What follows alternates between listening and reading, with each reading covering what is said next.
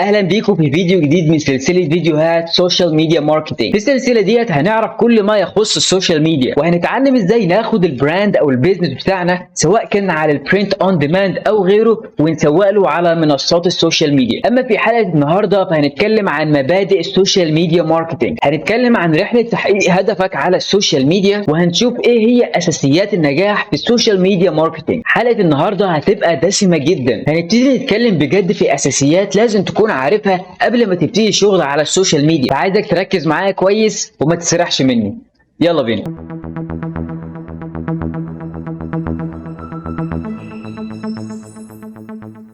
السلام عليكم ورحمة الله. أنا اسمي إبراهيم ظاهر. لو أنت مش من متابعي القناة فأنا بعمل فيديوهات عن الأونلاين بيزنس وإزاي تعمل فلوس من البيت، وبالأخص في البرنت أون ديماند والسوشيال ميديا ماركتنج. فلو أنت مهتم بالطباعة عند الطلب أو التسويق الإلكتروني فما تنساش تشترك في القناة وتفعل الجرس علشان يوصل لك كل جديد.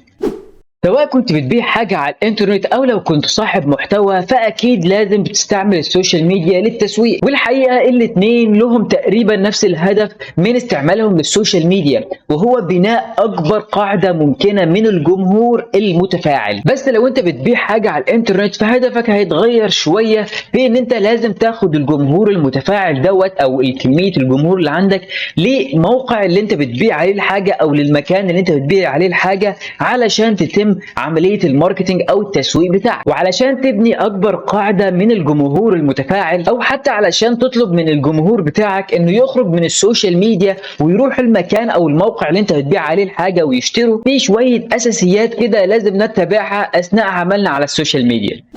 اولا لازم تعرف انت عامل السوشيال ميديا دي ليه. هل هتسوق لنفسك او لصفحتك كصانع محتوى، ولا هتسوق لمنتجاتك كبراند او كبزنس؟ وايه هو المجال او النيش اللي انت مختاره؟ وده بيفرق بشكل كبير جدا جدا في اختيار المحتوى بتاعك. وطبعا الكلام ده كله بياخدنا للنقطة الثانية، وهي ثانيا لازم تعرف ايه هو نوع المحتوى اللي انت هتقدمه. هل هتقدم محتوى ترفيهي زي الميمز او الفيديوهات المضحكة، وده طبعا منتشر كتير جدا على الانترنت؟ هل هتقدم محتوى ثقافي او تعليمي، هتشرح حاجة مثلا في النيش بتاعك او هتعلم الناس حاجة جديدة؟ زي واحد كان عنده موقع قطع غيار للكمبيوتر، وبدل ما هو يعرض المنتجات بتاعته او قطع الغيار بتاعته بدأ ان هو يشرح استعمال قطع الغيار دي في ايه وايه هي اهميتها بالنسبة للكمبيوتر، مع طبعا حاجات تانية كتيرة كان بيشرح في مجال الكمبيوتر كله، بالتالي بدأ يبيع على الموقع بتاعه. ولا هل هتقدم محتوى فني بيليق طبعا بالبيزنس بتاعك، يكون مثلا على هيئة صور او رسومات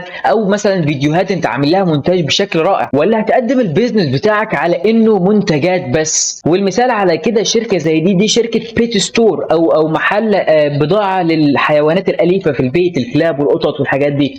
فعندك هم كلهم بيعرضوا المنتجات بتاعتهم على الصفحة بتاعتهم وعلى الموقع بتاعهم، بس طريقة عرضها هي اللي بتخلي الموقع ده مميز، او الستور دوت او الصفحة دي مميزة وبتخلي الناس تتفاعل بشكل كويس سواء مع الكونتنت على السوشيال ميديا او حتى مع البيزنس ككل. الناس بتخرج من على الصفحة السوشيال ميديا وتروح تشتري المنتجات من على الويب سايت بتاعهم او من على الموقع بتاعهم. وطبعا هيجي سؤال مهم جدا هنا بعد اللي احنا قلناه دوت، وهو انا اختار ايه؟ بس الحقيقة مفيش واحد اصح من التاني، لان كل حاجة بتعتمد على انت كويس في ايه، او انت بتعرف تعمل ايه، او حتى انت مستعد تتعلم تبقى كويس في ايه، وتتعلم ازاي تعرف تطور في محتواك بحيث تجذب اكبر عدد ممكن من الناس. لان المحتوى الكويس في لغة التسويق بيشار اليه باسم ليد ماجنت.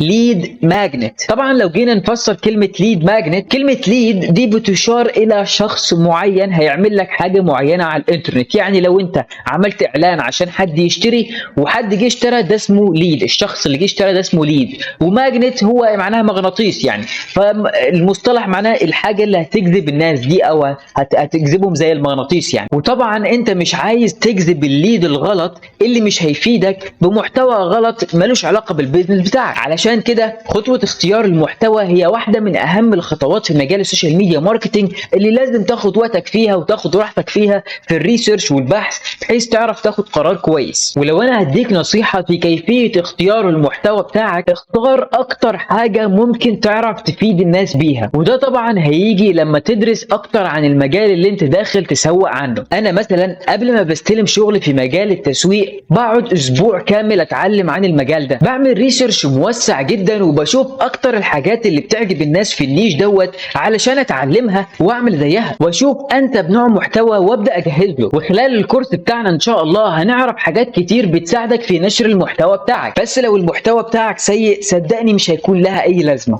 ثالثا لازم المحتوى بتاعك يكون ملائم للمنتجات اللي انت بتبيعها في النيش بتاعك. وعشان افصل موضوع زي دوت انا اشتغلت مره في التسويق مع شركه في امريكا بتبيع ماتشا. الماتشا ده نوع من انواع الشاي الاخضر، بعمل سيرش عليه على جوجل هتعرف ايه هو. طبعا ما ينفعش اختار محتوى ترفيهي او محتوى فني، وبما انه منتج واحد ما ينفعش اعرض المنتج ده بس على الصفحه كلها، فكان انسب محتوى ليا هو المحتوى التعليمي. يعني بتشرح ايه هي الماتشا، فوائد الماتشا، بتعمل ايه، مين اللي ممكن يستعملها، ايه اضرار الاستعمال، ايه فوائد الاستعمال، وايه الخطوات اللي ممكن تستعملها في تحضير الماتشا. الحاجات دي كلها كانت انسب طريقه في ان انا اعمل ماركتنج او تسويق للمنتج ده. رابعا السوشيال ميديا او مواقع التواصل الاجتماعي اتسمت بالاسم ده لسبب وجيه جدا، بالظبط زي ما انت قلت كده، التواصل مع الاخرين. حتى لو كنت انت بيزنس لازم تبني علاقات مع الناس وتبني صداقات كويسه وتكون صادق مع جمهورك، لان ده له تاثير كبير جدا على مصداقيتك وبالتالي مبيعاتك. ازاي؟ لان الناس بتشتري مع اللي بتحس معاه بنوع من انواع الاتصال. خليني اوضح لك النقطه دي. لو واحد من صحابك فتح محل ملابس اكيد هتروح تشتري من عنده. هتقولي طبعا ده بفرض ان حاجته كويسه.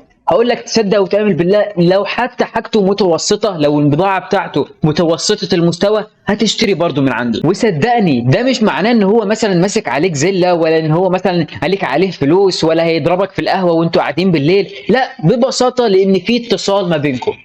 خامسا في تسويق مجاني وفي تسويق مدفوع. في البدايه مش لازم تستعمل تسويق مدفوع لبناء جمهور، بس هيجي فتره عليك وهتحتاج تدفع فلوس بحيث تظهر محتواك لاكبر عدد ممكن من الناس، وان شاء الله هنتكلم عن الجزئيه دي بالتفصيل في حلقه لوحدها. سادسا تأكد تام ان الشغل على الانترنت او السوشيال ميديا سواء كان مجاني او مدفوع بياخد وقت وبيحتاج وقت كبير، واعرف انك بتبني مشروع. يعني ما تبصش السوشيال ميديا جابت لك ايه النهارده، لا بص انت بنيت قد ايه في السوشيال ميديا النهارده. خلي بقى شويه القوانين دول في دماغك واوعى تنساهم لو انت هتبتدي تسويق على السوشيال ميديا. وبكده خلصت حلقه النهارده. لو استفدت حاجه من فيديو النهارده وحابب اكمل شرح سلسله حلقات السوشيال ميديا ماركتنج، ما تنساش تعمل لايك على الفيديو، تشترك في القناه وتفعل الجرس لان ده فعلا بيدعمني اكمل شرح. اما بقى لو عندك اي سؤال حلقه النهارده في الحلقات اللي فاتت او حتى اقتراح للحلقات اللي جايه، تقدر تسيبها لي كلها تحت في الكومنتس او تتواصل معي على السوشيال ميديا فيسبوك انستجرام او تويتر، وانا ان شاء الله هرد عليك واساعدك بكل اللي اقدر عليه. اتمنى لكم كل التوفيق واشوفكم على خير.